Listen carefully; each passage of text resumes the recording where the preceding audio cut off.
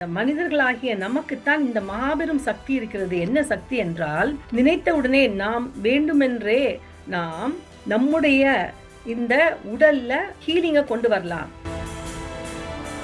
இப்படியாக மனித உடல் நாம் எதிர்பார்த்து கொண்டிருந்த அந்த பெர்ஃபெக்ட் டெக்னாலஜி, அந்த ஃபியூச்சர் நம்ம இப்பவே நமக்கு இருக்குது. நம்ம வெளியில வேற ஒன்றும் தேட தேவையில்லை. அதோட 10 நிமிஷம் தியானம் பண்ணா போதுமானதா? இல்லை, நாம் தியானம் சாதனை செய்ய வேண்டும். அப்ப தியானம்ங்கிற பண்றப்பதான் நமக்கு பிசிக்கலா அந்த மாற்றங்கள் வருது. தாய்க்கும் ஒரு குழந்தைக்கும் ஒரு அந்த கனெக்டிவிட்டி இருக்கும். ஏனென்றால் அவர்கள் ஒரே இதா சேர்ந்து இருந்தாங்க. அதாவது குழந்தை தாயோட வயிற்றுல இருக்கிறப்போ அந்த அம்பிளிக்கல் கார்ட் மூலமாக ஒரு ஒட்டுதல் இருந்திருக்குது.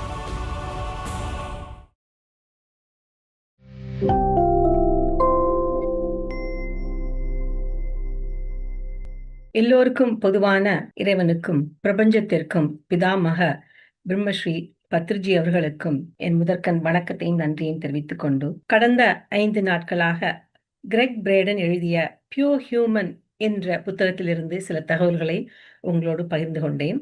அந்த வகையில் நாம் என்ன பார்த்தோம் என்றால், இந்த நம்முடைய மனித உடலானது மிகவும் சக்தி வாய்ந்தது, மகத்தானது. நம் ஒரு ஸ்பெஷல் பிறவி, அதாவது கடவுள் நம்மை ஒரு குறிப்பிட்ட திட்டத்தோடு தான் படைத்திருக்கின்றார். இந்த பூமிக்கு நாம் வந்தது ஒரு திட்டத்தோடு வந்திருக்கிறோம் என்பது பற்றியும், இந்த உடல்ல உள்ள உடல்ல எவ்வளவு சக்தி இருக்குங்கிறத ஒவ்வொரு உறுப்பாக கூட நம்ம பார்த்துருக்கிறோம். நிறைய எடுத்துக்காட்டுகள். அந்த வகையில டிஎன்ஏ பத்தி பார்த்தோம். இந்த நம்முடைய செல்ஸ் எப்படி வேலை செய்யறது, எப்படி இந்த பிரபஞ்ச ஆற்றலுடன் நம்மளை இணைக்கிறது என்பதை பத்தி பார்த்தோம். அப்புறம் மூளை எப்படி வேலை செய்யறது, மூளையோட நியூரான்ஸ் எல்லாம் எப்படி இருக்குதுங்கிறத பத்திலாம் நம்ம பார்த்தோம். இன்று ஹார்ட், அதாவது மனித இருதயம், அது பற்றி நாம் ஏற்கனவே கொஞ்சம் பார்த்திருக்கிறோம். ஆனால் இன்னும் கொஞ்சம் ஒரு விஷயத்தை அவர் குறிப்பிடுகிறார். நம்ம இந்த இருதயம்ங்கிறது அந்த ரத்தத்தை நம் உடலெங்கும் கொண்டு செலுத்தும் பம்ப் என்று தான் நாம் நினைத்து கொண்டிருக்கிறோம். அதாவது ஒரு மிகவும் சக்தி வாய்ந்த சிறந்த பம்ப் என்று. ஆனால் அதை தவிர இன்னொரு முக்கியமான வேலையும் கூட இந்த இருதயம் செய்கிறது என்பது 1991ஆம் ஆண்டுக்கு பிறகுதான் விஞ்ஞானிகளுக்கு தெரிய வந்தது. அப்போது அந்த ஆராய்ச்சியில் ஈடுபட்ட விஞ்ஞானி ஆண்ட்ரூ ஆர்மர் என்ற யூனிவர்சிட்டி ஆஃப் மான்ட்ரியாலை சேர்ந்த ஒரு விஞ்ஞானி, கனடா நாட்டை சேர்ந்தவர். அவர் செய்த ஆராய்ச்சியின் முடிவில் என்ன சொல்லப்பட்டிருக்கிறது என்றால், இதயத்துக்குள் 40,000 ஸ்பெஷல் செல்ஸ் இருக்குது. அந்த ஸ்பெஷல் செல்ஸ் மூளையுள்ள நியூரான்ஸ் போலவே வேலை செய்கிறது என்றுதான் அவர் கண்டுபிடித்திருக்கிறார்கள். இதயத்துள்ள நியூரான்ஸ் அந்த மூளையுள்ள நியூரானை விட அதோடு தனித்து, அதுக்கு இண்டிபெண்டா வேலை செய்யக்கூடிய தன்மை உள்ளது. நம்ம அந்த சுற்றச்சூழல்களை என்ன மாதிரி நிலை இருக்கிறது பார்த்து அதை உணர்ந்து அதுக்கு தகுந்தாப்புல அந்த சிக்னல்ஸை மூளைக்கு அனுப்புறது. அப்போ அது இன்ட்யூஷன்ங்கிறது சொல்லுவோமே, அந்த மாதிரி அந்த நம்ம உணர்வுகள், அது மூலமாக வரக்கூடிய அந்த உணர்வுகளை அந்த உடலுக்கு உள்ள அந்த லாங்குவேஜாக மாற்றி, அந்த எலக்ட்ரிக் சிக்னலாக மாற்றி மூளைக்கு அனுப்புகிறது. அப்புறம் மூளை அந்த சிக்னலை பார்த்து அந்த உடலுடைய எந்த உறுப்புகளுக்கு எந்தெந்த ரசாயனத்தை கொண்டு செலுத்த வேண்டும் என்ற அந்த இன்ஸ்ட்ரக்ஷனை மூளை கொடுக்கிறது. இப்படியாகத்தான் செயல்படுகிறது. அப்ப இந்த இருதயத்துக்கு தனித்துவம் இருக்குன்னா, அந்த இருதயத்துக்கு திங்கிங் கெப்பாசிட்டி இருக்காம், அதாவது நினைக்கும் ஆற்றல். அதுக்கப்புறம் ஃபீலிங் ஆற்றல், உணர்வுகள். அதுக்கப்புறம் கற்றுக்கொள்ளும் ஆற்றல், லேர்னிங் கெப்பாசிட்டி இருக்குதான். அதுக்கப்புறம் ரிமெம்பரிங், அந்த லேர்ன் பண்ணத்தை நினைவு வச்சு கொள்றது. அப்போ என்ன சொல்றாங்கன்னா, நம்ம அனுபவத்தை ஒரு இம்ப்ரெஷன் மாதிரி, ஒரு போட்டோகிராஃப் மாதிரி கேப்சர் பண்ணி இந்த இதயத்துல ஸ்டோர் பண்ணி வச்சுக்கிறதா. அப்படிதான் அது ரிமெம்பர் பண்றது அப்படின்னு சொல்றார். இப்போ இந்த இடத்துல கிரெக் பிரேடன் ஒரு ஸ்பெஷல் தியானத்தை நமக்கு சொல்றார். என்னன்னா, அவர் சொல்றார், நாம் தான், இந்த மனிதர்களாகிய நமக்குத்தான் இந்த மாபெரும் சக்தி இருக்கிறது. என்ன சக்தி என்றால், நினைத்தவுடனே நாம் வேண்டுமென்றே நாம் நம்முடைய இந்த உடல்ல ஹீலிங்கை கொண்டு வரலாம். அதை எப்படி என்று சொன்னால், இருதயத்தில் உள்ள நியூரான்ஸையும் மூளையில் உள்ள நியூரான்ஸையும் ஒன்றிணைத்து, ஒரு ஸ்பெஷல் தியானம் மூலமாக ஒன்றிணைத்து, அப்படி ஒன்று இணையும் போது அது ரெண்டும் சேர்ந்து மிகவும் சக்தி வாய்ந்த ஒரு ஒத்த ஆர்கன் மாதிரி வேலை செய்யறதாம். அந்த அளவுக்கு வேலை செய்யும் போது உடல்ல நிறைய ஹீலிங் நடக்கிறதாம். அந்த DHEA என்ற ஒரு ரசாயனத்தை ப்ரொடியூஸ் பண்ணுறதான் உடல், அது உற்பத்தி ஆகிறதா. அந்த ரசாயனம் தான் உடல்ல உள்ள எல்லா ஹார்மோன்ஸையும் ரெகுலேட் பண்ணுறது. அதுக்கு முக்கியமான காரணம் இதுதான். அப்போ இந்த தியானத்தை 3 நிமிடம் செய்யும் ஒரு தடவை 3 நிமிடம் செய்யும் போதே அந்த ஹீலிங் ஆரம்பிச்சிடுறதான். அந்த 3 நிமிஷத்தை அந்த தியானத்தை செய்யும் போதே அந்த ஆரம்பிச்சு தொடர்ந்து 30 நாட்கள் செய்தோம் என்று சொன்னால் அவ்வளவு அந்த ஹார்மோன்ஸ் சுரக்கிறது, அந்த டிஹெச்இஏங்கிற அந்த ரசாயனம் சுரந்து நமக்கு ஹீலிங் ஆட்டோமேட்டிக்காக நடக்கிறதுங்கிறார். அப்போ இதை வந்து ஹார்ட் பிரெயின் கொஹிரன்ஸ் மெடிடேஷன் அப்படின்னு அவர் சொல்றாரு. அது அப்போ இதுல வந்து எப்படி இது செய்யும் போது என்ன நடக்கிறதான்னா, இருதயத்திலேருந்து மூளைக்கு 0.1 ஹெர்ட்ஸ் சிக்னல், எலக்ட்ரிக் சிக்னல் போறதாம். அந்த அளவுக்கு அந்த ஒரு லோ அந்த சிக்னல்ல போட்டு அந்த மூளையும் இருதயமும் பேசிக்கொள்கிறது அப்படிங்கிறார் அவர். அப்ப 2022ஆம் ஆண்டு அந்த அமெரிக்காவில் உள்ள ஹார்ட் மேத் இன்ஸ்டிடியூட்ல ஒரு நிறைய ஆராய்ச்சிகள், இதை பற்றி நிறைய ஆராய்ச்சிகள் செய்து அவர்களுடைய கண்டுபிடிப்புகள் என்னவென்றால், இந்த மெடிடேஷன் மூலமாக அந்த இருதயத்துக்கு அவ்வளோ சக்தி இருக்குதுன்னா, அந்த கொஹீரன்ஸ் வரும்போது நமக்கு பேரானந்தம் வருகிறது, வாழ்க்கை சந்தோஷமாக இருக்கிறது, ஆரோக்கியம் இருக்கிறது, மன ஆரோக்கியம், உடல் ஆரோக்கியம், அதுக்கப்புறம் அந்த டிசிஷன் மேக்கிங் பவர்லாம் நிறைய இன்க்ரீஸ் பண்ணுறது, உடலில் வந்து நிறைய எனர்ஜி வருதுங்கிறத அவங்க சிஸ்டமேட்டிக்காக ஆராய்ச்சியில் அந்த இவ்வளோ வருதுன்னு மெஷர் பண்ணி துல்லியமாக கொடுத்துருக்கிறார்கள். இப்போ இந்த இடத்துல கிரேக் என்ன சொல்கிறாருன்னா, நம்முடைய பழங்குடி மக்கள், அந்த காலத்தில் வாழ்ந்த பழங்குடி மக்கள்லாம் இதெல்லாம் டெய்லி அவங்க செய்து கொண்டிருந்தாங்க. இந்த மாதிரி தியானங்கள்லாம் செய்து தான் தங்களை ஆரோக்கியமாக வைத்து கொண்டிருந்திருக்கிறார்கள். இந்த மாதிரி பயிற்சிகளை அவர்கள் செய்து கொண்டிருந்தார்கள். ஆனால் விஞ்ஞானம் என்று இப்போதுதான் இதை கண்டுபிடித்து இதை அங்கீகாரம் கொடுத்துருக்குது.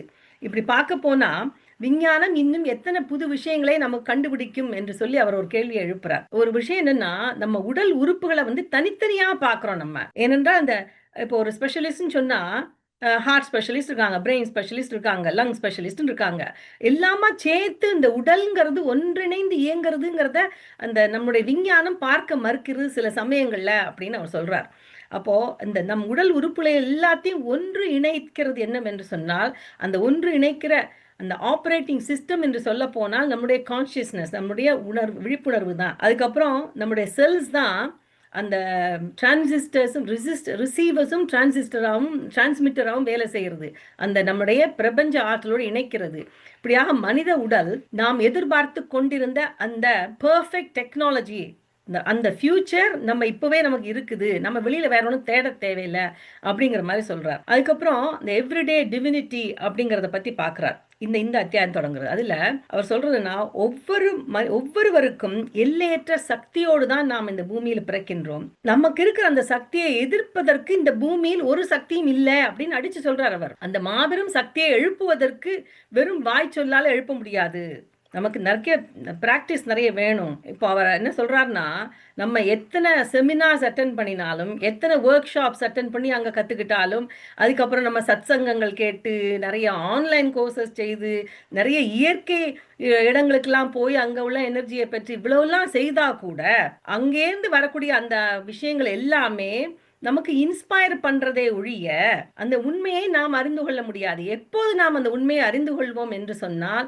நாம் அந்த பாதையை அதெல்லாம் பாதையை தான் காட்டுறது, இந்த பாதையில பயணிக்க வேண்டும். அதைத்தான் நம்முடைய சாதனை. நம்ம ஒரு ஸ்பீச்சை கேட்கறோம். இப்ப இந்த ஸ்பீச்சை கேட்ட உடனே நமக்கு என்ன தோன்றுது? இப்போ உங்களுக்கு தோணும், நல்ல இவ்வளவு பத்திரிகை சொல்லலாம், எவ்வளவு உண்மை, இதெல்லாம் வந்து விஞ்ஞான பூர்வமா சொல்லியிருக்கிறாங்களே அப்படின்னு சொல்லி நமக்கு ஒரு உத்வேகம் வருதே ஒழிய, ஒரு இன்ஸ்பிரேஷன் நமக்குள்ள வருதே ஒழிய அதோட முடிஞ்சுதா? அப்ப நம்ம அதை செய்த மாதிரியே நம்ம சில சமயம் நினைப்போம். நிறைய ஸ்பீச் அட்டன் பண்றோம், நம்ம ஸ்பீச் வேற கொடுக்குறோம், அந்த என்ன தியான கிளாஸுக்கு வரோம், அதோட 10 நிமிஷம் தியானம் பண்ணா போதுமானதா? இல்லை, நாம் தியான சாதனை செய்ய வேண்டும். அப்ப தியானம்ங்கிற பண்றப்பதான் நமக்கு வந்து பிசிக்கலா அந்த மாற்றங்கள் வருது.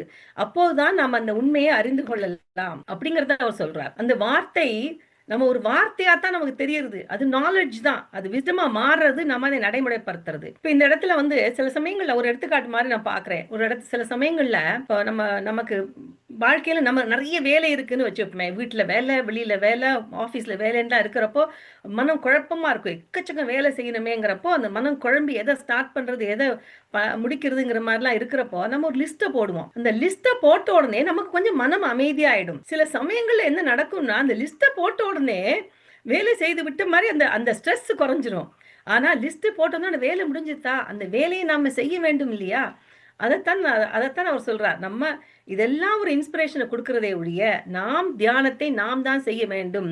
நாம் தான் அந்த பிராக்டிஸ் என்னன்னா, அந்த அன்பை அன்கண்டிஷனல் லவ் செலுத்துறது, மன்னிப்பு கேட்கறது, ஒரு எக்ஸ்பெக்டேஷன்லாம் மன்னிப்பு கேட்கறது, நம்முடைய தெய்வீக தன்மையை வெளிப்படுத்துறது, நம்ம செக் பண்றது, ஜேர்னலிங் பண்ணணும், நம்ம உணர்வுகள் என்ன மாதிரி இருக்குதுலாம் பார்க்கணும்னு சொல்லி நம்ம பார்த்துருக்கோம்ல. நம்ம பிஎம்சி மாஸ்டர்ஸ் நிறைய பேர் சொல்லியிருக்காங்க இல்லையா, தியானம் மட்டும் போதாது. 3 மணி நேரம் தியானம் பண்ணியாச்சு, முடிஞ்சுது. அதுக்கப்புறம் போய் நம்ம வழக்கம் போல் காசிப் பண்ணுவோம், ஜட்ஜ்மெண்ட் பண்ணுவோம்லாம் பண்ணால் கூடாது. அதெல்லாம் செக் பண்ணி எங்கே நம்ம தவறு விடுறோங்கிறது அந்த திருத்தத்தை கொண்டு வரணும் இல்லையா, அதைத்தான் அந்த சாதனை அப்படின்னு அவர் சொல்கிறார். அப்போ இந்த இடத்துல ஒரு எடுத்துக்காட்டுக்கு அவர் ஒரு உண்மையான விஷயத்தை அவர் சொல்கிறாருன்னா, ஒரு அர்மீனியன் பிரெஞ்சு ஃபிலாசபர் ஒருத்தர் இருந்தார், குர்ஜீஃப்னு சொல்லி. நம்ம கேள்விப்பட்டிருப்போம்னு நினைக்கிறேன். எனக்கு கூட வந்து ஒரு பிஎம்சி மாஸ்டர் ஏதோ அதை பற்றி சொன்னதாக ஞாபகம் வருகிறது, ஆனால் சரியாக தெரியவில்லை. அவரை பற்றி இவர் குறிப்பிடுகிறார். குர்ஜீஃப் என்ன செய்தார் என்றால், அந்த வாழ்க்கையின் நோக்கம், அதாவது என்ன காரணம், இந்த வாழ்க்கை எதுக்காக வந்தோம்னு சொல்லி அதை அறிந்து கொள்வதற்காக அவர் வந்து எத்தனையோ நாடுகளுக்கு போய் எத்தனையோ இடங்களை தேடி இருக்கிறார் அந்த அந்த கேள்விக்கு பதிலை. அப்படி நாடுகள்னு போகிறப்போ அவர் வந்து ஈஜிப்டுக்கு போயிருக்கார், central Asia, India, Iran, Tibet போன்ற எத்தனையோ நாடுகளுக்கு போய் அவருக்கு அந்த அந்த விடை கிடைக்கவே இல்லை. அவர் கடைசியாக அவர் ஹிந்து குஷ் மலையில் உள்ள ஒரு குகைக்கு, அங்கே குகையில் உள்ள ஒரு ஒரு மானஸ்ட்ரிக்கு போயிருக்கிறார். அங்க போனதுக்கு அப்புறம் அங்க உள்ள ஒரு குருஜி அவருக்கு என்ன சொல்லியிருக்காருன்னா, நீ பேசாமல் அமைதியாக கொஞ்ச காலம் இங்கேயே இரு, உனக்குள்ளேருந்து ஒரு ஆற்றல் வெளிப்பட்டு அந்த உண்மை வெளிப்படும் வரை நீ அமைதியாக தியானம் பண்ணுன்னு சொன்னாராம். அப்படியே அவர் அங்கேயே இருந்து அமைதியாக தியானம் பண்ணும்போது தான் அவருக்கு அதெல்லாம் வெளிப்பட்டது, அந்த ஞானம் அவருக்கு வந்தது அப்படிங்கிறத கிரெக் இதில் குறிப்பிடுறார். அதனால நம்மை பற்றி நாம் முதல் அறிய வேண்டும். தியானத்தின் மூலம் தான் நம்மை பற்றி அறியலாம். நம்மை பற்றி அறிந்தால் தான் கடவுளை அறியலாம். அதாவது பரமஹம்ச யோகானந்தர் கூட சின்ன வயசுலயே கடவுளை பார்க்கணும்னு சொல்லி குருட்டெல்லாம் போய் எனக்கு கடவுளை காட்டுங்கன்னு சொல்றப்போ அவங்கெல்லாம் அவர் என்ன செய்ய சொன்னாங்க, தியானம் பண்ணுன்னு தான் சொன்னாங்க இல்லையா. அதைத்தான் இதுலயும் அதில் பார்க்குறோம் நம்ம. அப்புறம் பிரபஞ்சத்தில் உள்ள எல்லாமே இணைந்து இருக்கிறதுன்னு சொல்றோம் இல்லையா. ஒரு இணைப்புங்கிறது எல்லோருக்கும் இருக்கிறது. அந்த உடல், அந்த பொருள்கள், இல்வங்குகள், அந்த எல்லாருக்குமே இணைப்புங்கிறதுக்கு ஒரு சயின்டிஃபிக்கான ஒரு விஷயத்தை அதில் சொல்கிறார். அதில் அதாவது உண்மையாக நடந்த ஒரு விஷயத்த 2012ஆம் ஆண்டு டிஜே ஃபின்லே என்ற ஒரு ஆஸ்திரேலியாவை சேர்ந்த ஒரு இராணுவ வீரர் ஆப்கானிஸ்தானில் பணிபுரிந்து கொண்டிருந்தார். நமக்கு தெரியும், ஆப்கானிஸ்தானில் அந்த உலக நாட்டில் அந்த ஆஸ்திரேலியா, அமெரிக்கா, யூகே அங்கெல்லாம் வந்து சோல்ஜர்ஸ்லாம் போய் அந்த தலிபானோட இது பண்ணுறதுக்காக அங்கே இருந்தாங்க இல்லையா. அப்போ அப்படி அந்த காலகட்டத்தில் ஒரு நாளைக்கு அந்த ஒரு லேண்ட் மைன் சொல்லுவாங்க, பூமிக்கு அடியில் புதைக்கப்பட்ட அந்த குண்டு வெடித்து இவர் அப்படியே தூக்கி எறிஞ்சு தரையில் விழுந்துட்டார். இவர் கொஞ்சம் லேட்டாக கொஞ்சம் ரொம்ப இதாக விழுந்துட்டார். அப்போ கொஞ்சம் சுதாரித்து கொண்டு அவர் பார்க்கும்போது என்னன்னா, அவங்க எல்லாரும் ஒரு கான்வாய் வெஹிக்கிள்னு சொன்னால் அந்த 2-3 வெஹிக்கிள்ஸை தொடர்ந்து போவாங்க. அப்போ அதில் வந்து அந்த வாகனங்கள் எரிந்து விட்டது, நெருப்பில் எரியறத பார்த்துருக்கிறார். பார்த்த உடனே இவர் ஓடி போய் அந்த நெறியற வாகனத்தில் தன்னோட வேலை செய்த இன்னொரு இராணுவ அதிகாரி, ஆப்கான் நாட்டை சேர்ந்த ஒரு அதிகாரி, அவரெல்லாம் காப்பாற்றி எல்லாம் வெளிப்படுத்தி வர்றப்போ அவங்களுக்குள்ள கொஞ்சம் காயம்லாம் கொஞ்சம் காயம் இருந்தது. அதுக்கப்புறம் சாயந்தரம் அவர் வீடியோ காலில் தன்னுடைய மனைவியை கூப்பிட்டு இந்த நடந்த விஷயத்த சொல்றார். சொல்லும்போது அந்த மனைவி என்ன சொல்றாங்கன்னா, இது ஏற்கனவே எங்களுக்கு தெரியும், உங்களுக்கு இப்படி ஆபத்து நடந்ததுங்கிறது எங்களுக்கு ஏற்கனவே தெரியும் அப்படின்னு சொல்றாங்களாம். அப்போ அவர் எப்படிங்க திடுக்கிட்டு கேட்குற பார்த்தா என்ன நடந்ததுன்னா, இவருக்கு இந்த ஆக்சிடென்ட் இப்படி நடந்தது இல்லையா, அதே நேரம் அவருடைய தாய்க்கு இந்த உள்ளுணர்வுல வந்து மகனுக்கு ஏதோ நடந்து விட்டது, ரொம்ப ஸ்ட்ராங் இன்ட்யூஷன் வந்திருக்குதான். அந்த உடனேவே அவங்க வந்து போய் கடவுள்கிட்ட பிரார்த்தனை செய்து கொண்டே இருந்தாங்களாம். அந்த அந்த பிரார்த்தனை மகனுக்கு போய் சேர வேண்டும் என்று சொல்லி செய்து கொண்டே இருந்தாங்களாம். அப்போ இதுலேருந்து அதனால தான் அப்போ இதுலேருந்து என்ன தெரிய வருதுன்னு சொன்னா, அந்த இன்ட்யூஷன்ங்கிறது ஒரு கனெக்டிவிட்டி இருக்குது. அப்போ இதுல ஒரு தாய்க்கும் ஒரு குழந்தைக்கும் அந்த கனெக்டிவிட்டி இருக்கும். ஏனென்றால் அவர்கள் ஒரே இதா சேர்ந்து இருந்தாங்க. அதாவது குழந்தை தாயோட வயிற்றுல இருக்கிறப்போ அந்த அம்பிளிக்கல் கார்டு மூலமாக ஒரு ஒட்டுதல் இருந்திருக்குது. அதை பிரியும் போது கூட அந்த இணைப்பு எப்போதும் இருக்கும் அப்படிங்கிறத சொல்றாங்க. இதை விஞ்ஞான பூர்வமாக ஒரு ஆராய்ச்சியிலையும் சொல்லி அதை கிரெக் குறிப்பிட்டிருக்கிறார். 2015ஆம் ஆண்டு ஒரு ஆராய்ச்சியின் முடிவில் வந்து பயோ எஸ்ஏஸ் என்ற ஒரு விஞ்ஞான சஞ்சிகையில அறிவித்தது என்னவென்றால், தாயின் உடலுக்கும் குழந்தையின் உடலுக்கும் அதாவது அந்த டிஎன்ஏ தொடர்பு இருக்குமா. அந்த டிஎன்ஏ தொடர்பு தாய் இந்த வயதுல இந்த கர்ப்பப்பையில குழந்தை இருக்கும்போது மட்டுமல்லாமல் இந்த குழந்தை பிறந்ததுக்கு அப்புறம் கூட அந்த தொடர்பு தொடர்ந்து போகும் அப்படின்னு அதுல ப்ரூவ் பண்ணியிருக்காங்க. அதுக்கு என்ன சொல்றாங்கன்னா, அந்த குழந்தையோட டிஎன்ஏ தாயோட உடல்ல கொஞ்சம் சில உறுப்புகள்ல தங்கிருமா, அதனால தாய்க்கு குழந்தையோட அந்த கனெக்ஷன் இருக்கும் அப்படி சொல்றாங்க. அந்த கனெக்ஷன் டூ வே கனெக்ஷன், அதாவது தாய்க்கும் தாய் மட்டும் இது உணர்வாங்கன்னு இல்லை, குழந்தைகள் கூட உணர்வார்கள். ஏனென்றால் அதனால தான் அவர் என்ன சொல்றாருன்னா, ஒரு தாய் இறந்த உடனே அந்த வளர்ந்ததுக்கு பிறகு கூட அடல்ட் ஆனதுக்கு பிறகு நமக்கு ஒரு சரியான துக்கம் வரும். நமக்கு அந்த ஒரு பெயின்ங்கிறது வந்து தாய் இறக்கும் போது கூட வர்றது காரணமே அந்த அந்த இணைப்பு தான் அப்படின்னு கிரெக் சொல்றார். அடுத்ததாக அந்த நமக்கு இருக்கிற ஆற்றல், அதாவது இந்த பஞ்சபூதங்களே நம்ம வந்து கனெக்டட், அதை நம்மளோட ஆற்றல் எவ்வளவு சக்தி வாய்ந்ததுங்கிறதுக்கு இன்னொரு எடுத்துக்காட்டா அவர் ஒரு சம்பவத்தை சொல்றார். அதில் மில்லரப்பாவோட வாழ்க்கையை பற்றி சொல்றார். அவர் மில்லரப்பா பற்றி மாஸ்டர்ஸ் நமக்கு எல்லாருக்கும் தெரிஞ்சிருக்கும். இதில் அவர் குறிப்பிடுறது என்னவென்றால், மில்லரப்பா வந்து ஒரு மார்ஷியல் ஆர்ட்ஸ் ஸ்பெஷலிஸ்ட். மார்ஷியல் ஆர்ட்ஸ்னா அந்த கராட்டே ஜூடோன்லாம் சண்டை போடுவாங்க இல்லையா, அந்த மாதிரி இதில் அவர் ஸ்பெஷலிஸ்ட் தான். அப்போது இதில் கிரெக் பிரேடன் சொல்வதே நான் இங்கே சொல்கிறேன். அது நம்ம மாஸ்டர்ஸுக்கு வேறு மாதிரி இருந்திருக்கலாமோ தப்போ தெரியாது, ஆனால் அந்த புத்தகத்தில் இருக்கிறத நான் சொல்கிறேன். அப்போ இதில் என்ன சொல்கிறாருன்னு சொன்னால், அவர் அந்த ஞானியா ஆகிறதுக்கு முதல்லாம் அவருடைய வாழ்க்கையில் அந்த மார்ஷல் ஆர்ட்டை பயன்படுத்தி சண்டையெல்லாம் போடுறப்போ நிறைய பேருக்கு அவர் வந்து அவரால் பாதிக்கப்பட்டிருக்கிறாங்க. அந்த ஃபீலிங் அவருக்கு வந்துடுத்து. அந்த குற்ற உணர்வு இப்படின்னா என்னால் பாதிக்கப்பட்டிருக்கிறார்கள், அந்த குற்ற உணர்வு வந்ததால் அவருடைய கடைசி காலங்களில் அவர் என்ன செய்திருக்காருன்னா, அதுக்கு ஒரு பிராயச்சித்தம் மாதிரி தான் ஒரு குகைக்குள்ளே உட்கார்ந்து கொண்டு சாப்பிடாமல் தொடர்ந்து தியானத்திலே இருந்திருக்கிறாராம். தொடர்ந்து தியானத்தை எத்தனை வருஷம் இருந்தார் என்பது பற்றி குறிப்பிடப்படவில்லை, ஆனால் நிறைய வருஷங்கள் தியானத்தில் இருந்திருக்கிறார். சாப்பாடு கூட இல்லாமல் இருந்திருக்கிறாராம். ஒருத்தரையும் பார்ப்பதில்லை. அவர்களுடைய ஒரு 2-3 சிஷ்யர்களை தவிர வேற ஒருத்தரும் அவர் பார்த்ததில்லை. அப்படி தியானம்லாம் பண்ணினதுக்கு அப்புறம் அவருக்கு வந்த மகா பெரும் சக்தி என்னவென்றால், என்ன சொல்றாருன்னா, இந்த கையை அந்த குகையில எல்லாம் பாறை தானே, சுவரன் தான் பாறை தானே, அந்த கையை அப்படியே வந்து அந்த குகையோட சுவர்ல அப்படி பதிக்கிறார்.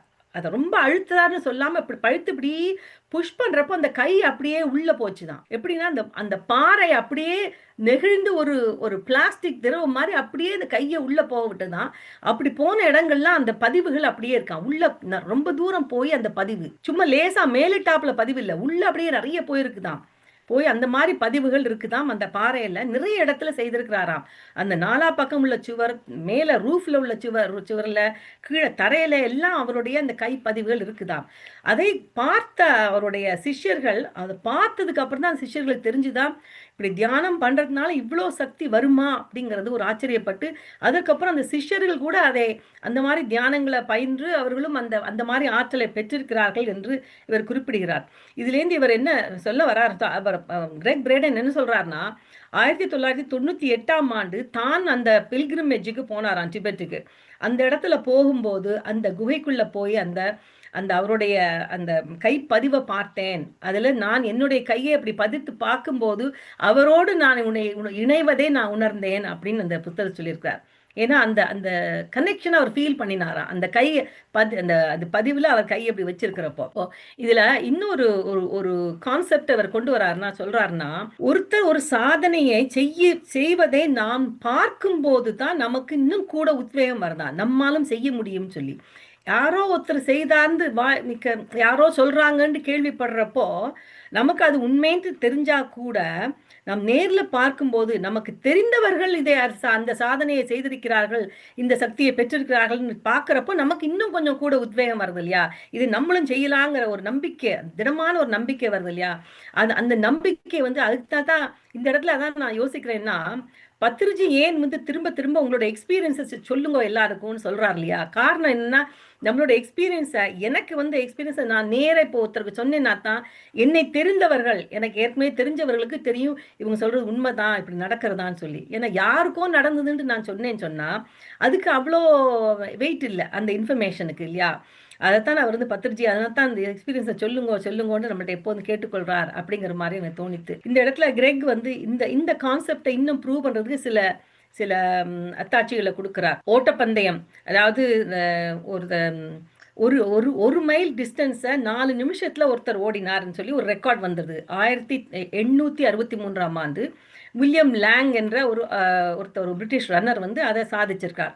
அந்த சாதனை எத்தனையோ வருஷமா ஒருத்தருமே அந்த ரெக்கார்டை உடைக்கவே இல்லை. அதாவது அதற்கு மேல ஒருத்தருமே செய்யவே இல்லை. 91 வருடங்களுக்கு பிறகு 1954 மே மாதம் 6 பிரிட்டிஷ் அத்லீட் ஒருத்தர் ராஜர் பானிஸ்டர்ங்கிறவர் அந்த ரெக்கார்டை உடைச்சிருக்கிறார். அவர் 3 நிமிஷம் 59 செகண்ட்ஸ்ல அந்த 1 மைல் டிஸ்டன்ஸ் அவர் ஓடி இருக்கிறார். அப்புறம் அதுக்கப்புறம் 46 நாட்களுக்கு பிறகு இன்னொருத்தர் ஜான் லாங்டிங்கிற ஒருத்தர், ஆஸ்திரேலியன் ஒருத்தர், அவரை 3 மினிட்ஸ் 58 செகண்ட்ஸ்ல முடிச்சிருக்கிறார். இப்படியாக அந்த 1954 பிறகு நிறைய பேர் அந்த ரெக்கார்ட்ஸை பிரேக் பண்ணி இப்ப கரண்டா இப்போ உள்ள ரெக்கார்ட் என்னன்னா 3 மினிட்ஸ் 43 செகண்ட்ஸ் அப்படின்னு நிக்கிறது. அப்ப பாருங்க, 91 வருஷமா ஒத்துருமே அந்த ரெக்கார்டை பிரேக் பண்ணல. காரணம் என்னன்னா அதை பத்தி ஒத்துருமே கேள்விப்படல. இப்படி செய்யலாம் அவர் செய்திருக்காரே ஒழிய அது பிரபலமாக ஒருத்தருக்கும் தெரிய வரல.